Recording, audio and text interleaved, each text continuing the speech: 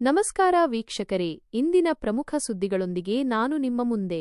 ಕಾಶ್ಮೀರದಲ್ಲಿ ನಡೆದ ಭೀಕರ ದಾಳಿಯಿಂದ ಆರಂಭಿಸೋಣ. ಪಾಕಿಸ್ತಾನದ ಉಗ್ರ ಸಂಘಟನೆ ರೆಸಿಸ್ಟೆನ್ಸ್ ಫ್ರಂಟ್ ಪ್ರವಾಸಿಗರ ಮೇಲೆ ದಾಳಿ ನಡೆಸಿದೆ. 20ಕ್ಕೂ ಹೆಚ್ಚು ಮಂದಿ ಬಲಿಯಾಗಿದ್ದಾರೆ. ಕರ್ನಾಟಕದ ಮಂಜುನಾಥ್ ಕೂಡ ಈ ದಾಳಿಯಲ್ಲಿ ಮೃತಪಟ್ಟಿದ್ದಾರೆ.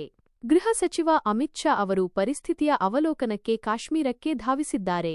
ಕರ್ನಾಟಕದ ಮುಖ್ಯಮಂತ್ರಿ ಸಿದ್ದರಾಮಯ್ಯ ಅವರು ಕೂಡ ಅಧಿಕಾರಿಗಳ ತಂಡವನ್ನು ಕಳುಹಿಸಿದ್ದಾರೆ. ಈ ದಾಳಿಯ ತೀವ್ರತೆ ಇಡೀ ದೇಶವನ್ನೇ ಬೆಚ್ಚಿಬೀಳಿಸಿದೆ. ಇನ್ನೊಂದು ಕಡೆ ಅಮೆರಿಕಾದ ಉಪಕಾರ್ಯದರ್ಶಿ ಜೆಡಿ ವ್ಯಾನ್ಸ್ ಭಾರತಕ್ಕೆ ಭೇಟಿ ನೀಡಿದ್ದಾರೆ. ಭಾರತ ಮತ್ತು ಅಮೆರಿಕ ನಡುವಿನ ಸಂಬಂಧದ 25ನೇ ವರ್ಷಾಚರಣೆಯ ಸಂದರ್ಭದಲ್ಲಿ ಮುಕ್ತ ವ್ಯಾಪಾರ ಒಪ್ಪಂದದ ಬಗ್ಗೆ ಮಾತುಕತೆ ನಡೆಸಿದ್ದಾರೆ. ಇದು ಭಾರತದ ಆರ್ಥಿಕತೆಗೆ ಮಹತ್ವದ ಬೆಳವಣಿಗೆಯಾಗುವ ನಿರೀಕ್ಷೆಯಿದೆ. ಈ ನಡುವೆ ಉಪರಾಷ್ಟ್ರಪತಿ ಜಗದೀಪ್ ಧನಕರ್ ಅವರು ನ್ಯಾಯಾಂಗದ ವಿರುದ್ಧ ವಾಗ್ದಾಳಿ ನಡೆಸಿದ್ದಾರೆ.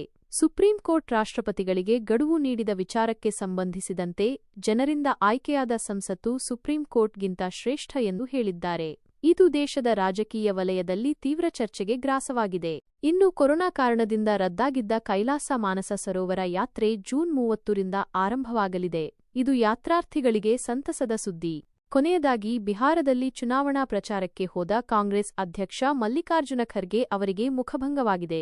ಅವರ ಭಾಷಣಕ್ಕೆ ಜನರು ಸೇರದ ಕಾರಣ ಅವರು ಜಿಲ್ಲಾಧ್ಯಕ್ಷರನ್ನು ಅಮಾನತುಗೊಳಿಸಿದ್ದಾರೆ. ಈ ವಿಡಿಯೋಗಾಗಿ ನಿಮ್ಮ ಅಮೂಲ್ಯವಾದ ಸಮಯವನ್ನು ನೀಡಿದ್ದಕ್ಕೆ ಧನ್ಯವಾದಗಳು. ನಿಮಗೆ ಈ ವಿಡಿಯೋ ಇಷ್ಟವಾದಲ್ಲಿ ದಯವಿಟ್ಟು ಲೈಕ್ ಮಾಡಿ, ನಿಮ್ಮ ಅನಿಸಿಕೆಗಳನ್ನು ಕಾಮೆಂಟ್ ಮಾಡಿ ಮತ್ತು ನಿಮ್ಮ ಸ್ನೇಹಿತರು ಹಾಗೂ ಸಂಬಂಧಿಕರೊಂದಿಗೆ ಹಂಚಿಕೊಳ್ಳಿ. ಧನ್ಯವಾದಗಳು.